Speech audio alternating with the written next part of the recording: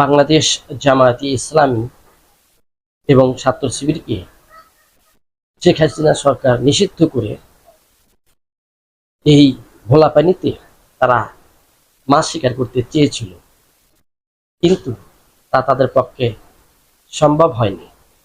এজন্য তড়িঘড়ি করে প্রধানমন্ত্রীর নির্দেশে তারা জামায়াতে ইসলাম এবং ছাত্র শিবিরকে অতি দ্রুত নিষিদ্ধ ঘোষণা করেছে।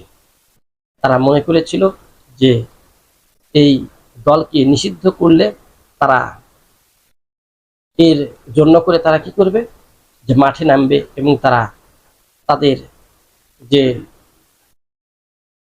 সংঘর্ষ সেগুলো বাঁধবে। তো এটা যদি বাঁধানো যায় তাহলে এখানে মাছ শিকার করা